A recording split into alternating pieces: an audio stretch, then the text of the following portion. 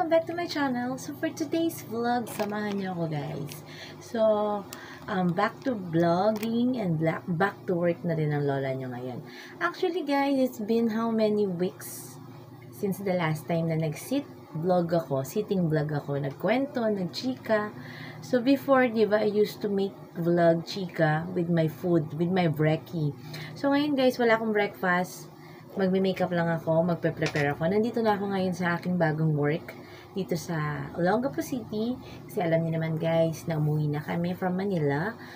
So nag-work na ulit ako ngayon dito sa dati kong work.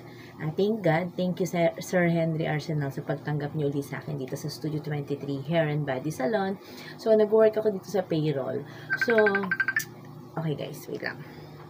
So, yan guys, sorry, tumawag kasi yung tito ko. Then, anyways, unfortunately, last March 21, my mom left us. Bali, nawala na siya. Kasi nga, di ba alam niyo naman guys, yung pag-uwi ko dito sa Olongapo is for my mom dahil na may sakit siya. So, yun din ang reason kung bakit hindi ako nakakapag-vlog for the past few weeks. Kasi nga, namatayan kami, nawala ang mother ko. So, we're still, actually, 2 weeks pa lang siya. Pa second week niya pa lang, or pa third week niya pa lang this week na nawawala siya. So, medyo nasa grieving ano pa rin kami, stage pa rin kami ngayon. So, we're trying to be okay, kasi nga sabi nga ng mga matatanda, wag nang masyadong umiyak, kasi baka mahirapan siyang umakyat sa langit. Yes, we accept the fact na wala na si mama ko, but still the feeling of being lonely and longingness and missing her, nandun pa rin. So, siguro one at a time, 'di ba? So, ngayon guys, medyo busy din naman ako sa pag-aasikaso ng mga papers ng mga naiwan ni mama. It's not the manating yung mga kailangan ko lang asikasuhin sa cemetery, sa what do you call that, sa senior niya, sa SSS niya, and other things pa. So, aside from that, we're doing some mechanism, coping mechanism, para hindi kami masyadong mahirapan, and most especially yung father ko. So, yun nga, last Sunday, we went to my auntie's house dun sa Subic para medyo malibang-libang kasi nga laging tatlo lang kami, si father ko, ako, tsaka si Rin ang naiiwan sa bahay.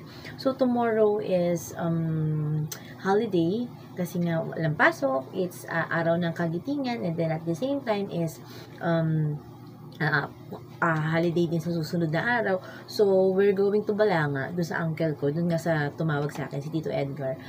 We'll be visiting them tomorrow sa kanilang resort. So, at least para kahit papano, medyo maibsan naman yung sadness ng father ko. So, yun guys, any advice para madaling makakope sa ganitong stage ng morning namin? Nakikita niya akong masaya, nakikita niya akong pero but at the same time, yung incomplete na kami, yun yung nafe-feel ko lagi. So, kaya ngayon guys, binibisi ko rin yung sarili ko sa pagtatrabaho, ganun. Tapos, caring, kasi kailangan naming mabuhay ng maayos dahil yun din ang gusto naman ng mother ko. Diba? So, ayan guys, tuloy-tuloy na uli ang ating pag-vlog. Ayoko na siyang ma-stop dahil nga sa dami din. Wala na rin akong reason for me na hindi makapag-vlog daily. Kaya ayan guys, update ko kayo lagi sa mga nangyayari sa buhay ko. Although alam niyo naman kasi from the very start na may sakit naman na yung mother ko. So guys, I'm using Says Lady for my eyebrows. Yan, sabay diba? This is not a sponsored ha. So to, binili ko to. Then I'm using Maybelline what do you call this? Matte and poreless powder. So maganda siya guys. Actually, paubos na nga siya. And I'm planning to buy again. Yan. Kasi dito lang naman ako sa office ngayon. So guys, today is April 8. Sabi nila it's will be, what do you call that, solar eclipse. So, sabi naman nung nabasa ko is gabi pa siya. So, hindi tayo masyadong affected dito sa Pilipinas. Ang affected ata yung Amerika. So, yan. I'm putting some, what do you call this, eyeshadow na rin. Diba? Para at least medyo mabuhay ang aking mata. And then, ayun guys. So, ayun nga guys, ngayon, I'm planning na magtuloy-tuloy pa rin para kay Papa, kay Rain, sa buhay namin. Syempre, hindi naman pwedeng nawala si Mama, mawawala na din yung mga ginagawa namin araw-araw. So, although it's incomplete now, at saka alam naman na rin namin na masaya na siya kung nasaan siya ngayon. Siyempre, pero namimiss pa rin namin siya.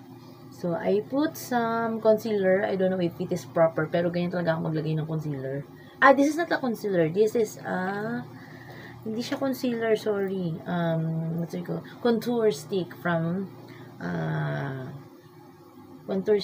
from Focallure, yun. So, yun guys. So, then, I'm going to put some blush. Yung blush ko rin is from Focallure. Nalaglag lang siya. So, konti lang siya guys. Para lang mabuhay ang aking mukha. Ayan. So, what else pa ba? Yun lang pa lang naman so far.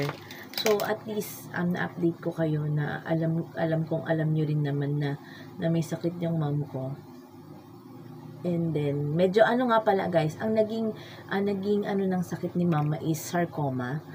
Cancer sa soft tissue na kaya pala lagi masakit yung mga niya guys, yung mga yung dito niya nagkaroon siya ng maga, and then at the same time nagkaroon siya ng mga white patches sa likod. Akala namin before is lung cancer siya, pero that sarcoma siya. Medyo rare yung cancer na yun guys. So if I were you, every year magpa-check up kayo guys, general check up kayo, kasi nalaman namin siya is stage 4 na si mama.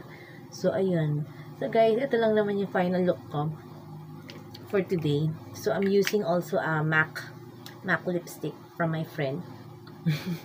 Mahal siyang mahal para bilhin. So ayun guys, samahan niyo pa ulit ako sa mga susunod ko pang vlogs. Hindi ko alam kung medyo naintindihan niyo yung vlog ko ngayon, pero yun lang, update ko kayo for my life. Medyo okay naman na ako, but still on a grieving period. And then trying to discover what kind of coping mechanism ang pwede namin gawin para at least malesen yung sadness namin. So ayan guys, don't forget to subscribe, like, and share my video. Bye guys!